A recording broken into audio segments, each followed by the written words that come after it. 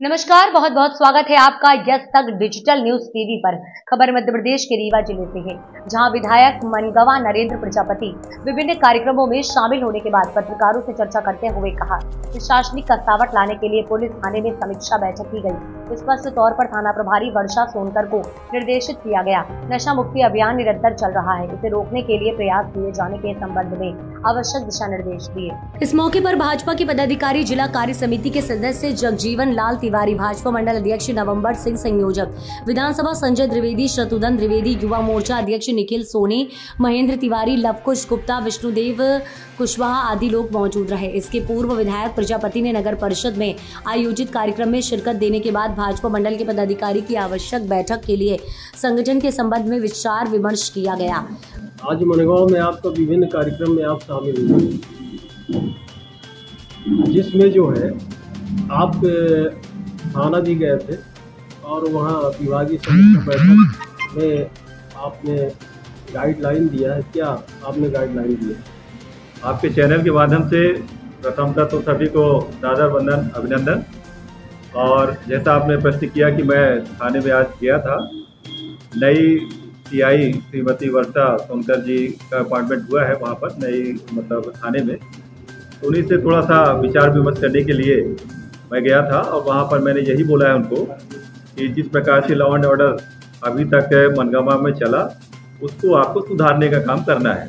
और ये आपको एसपी साहब ने और आईजी साहब ने एक बड़ी जिम्मेदारी दे करके मनगांव जैसे बड़े थाने में आपको यहाँ पर भेजा है।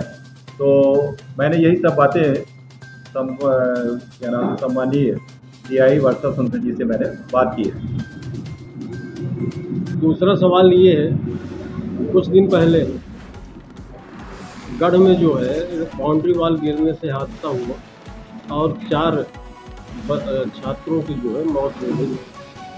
इसके बाद जो है प्रशासन एक्टिव हुआ और डिसमेंटल की कार्रवाई कर रहा है जर्जर भवन का।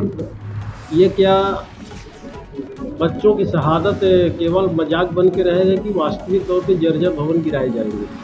देखिए, ऐसा है कि जो भी पुराने बिल्डिंग है, छात्रावास है, स्कूल है या कोई भी ऐसी जर्जर दीवार है, तो आकस्मिक दुर्घटना का कारण बन जाती है। अब ये प्रशासनिक अमले की जिम्मेदारी होती है। संबंधित ग्राम पंचायत में जैसे सचिव हैं, सरपंच है, उनकी भी एक जिम्मेदारी बनती है कि अपने ग्राम पंचायत और नगर परिषद में जैसे पार्षद लोग होते हैं, उनकी जिम्मेदारी है कि एक लिखित सूचना संबंधित विभाग को अवश्य दें। तो उसी के तहत जो है सम्मानीय कलेक्टर मैडम ने भी एक अलग से सर्कुलर जारी किया है कि गढ़ में जो घटना घटी है, जर्जर दीवार जो कि पुरानी थी, जिसके गिरने की वजह से 4 बच्चे काल कवलित हो गए, ऐसी दुर्घटना आगे भविष्य में ना आए, तो इस बाबत सर्कुलर जो है जारी किया गया है। और मैंने कलेक्टर मैडम से ये भी निवेदन किया कि जो पुरानी टंकियाँ हैं जो 1972-75 से खड़ी हैं, उनका भी कोई उपयोग नहीं है, उन्हें भी डिसमेंटल करने के लिए एक सर्कुलर जारी हो, आदेश वहां तक पहुंचे, ताकि गढ़ जैसी दुर्घटना का एक प्रकार से नवीनीकरण या दोहरीकरण ना होने पाए। ये आपके नगरीय क्षेत्र में जर्जर भवन शासकीय बिल्डिंग है। यहाँ तक कि 10 वर्ष पहले तहसील भवन बना है, उसका सज्जा भी गिरा है। बाल अधिवक्ता बच गए हैं, कोई ऐसा खतरा नहीं हुआ। ये भी तो डिस्टेम्पल की श्रेणी में आता है, इसे जाना चाहिए या रिपेयरिंग कराना चाहिए, इसका क्या प्रोसेस है? ठीक है, आपके चैनल के माध्यम से ये जानकारी है और संबंधित विभाग से मैं भी बात करूँगा। अगर ऐसी कोई बिल्डिंग है जहाँ का छज्जा अगर नीचे जा रहा है तो कोई दुर्घटना ना घटे। और मैं आपके चैनल के माध्यम से आपको और आपसे संबंधित जो भी पत्रकारगण हैं, उनसे भी निवेदन करूंगा कि ऐसी बातों को आप उल्लेखित करिए, प्रकाशित करिए, हमारे पास जानकारी आए, प्रशासनिक हमले के पास जानकारी आए, ताकि वहाँ पर कार्रवाई की जा सके और कोई भी ऐसी दुर्घटना ना घट सके। तो मैं आप लोगों को भी एक प्रकार से आह्वान करता हूँ कि जो भी पत्रकार घर बैठे न्यूज़ चलाते हैं, वो बाहर निकलें और स्कूल का मुआयना करें, ग्राम पंचायत भवन का मुआयना करें, तालाबों का मुआयना करें कि कहाँ पर ऐसे जर्जर मकान या जर्जर दीवार कोई भी है जो कि अवैधानिक है या कि जर्जर अवस्था में है। तो आपके माध्यम से मैं ये भी आह्वान करूँगा और निवेदन करूँगा कि इस बात का खुलासा होना चाहिए, क्योंकि कोई भी दुर्घटना घटती है तो उस समय पर जिम्मेदारी नहीं बनती है। सरकारी अमला तो किसी न किसी को सस्पेंड कर देगा एसडीएम, तहसीलदार, पटवारी, किसी को भी, और वो उनको बाद में फिर से सस्पेंशन बहाली होने के बाद उन्हें रखा जाता है। लेकिन ऐसी दुर्घटना ना घटे, जो एक कहावत है ना कि ध्यान हटा और दुर्घटना घटी, तो उसके तहत जो है हमारा भी ये दायित्व बनता है कि हम लोग ऐसी चीज़ों को उल्लेखित करके सामने लाने का काम करें।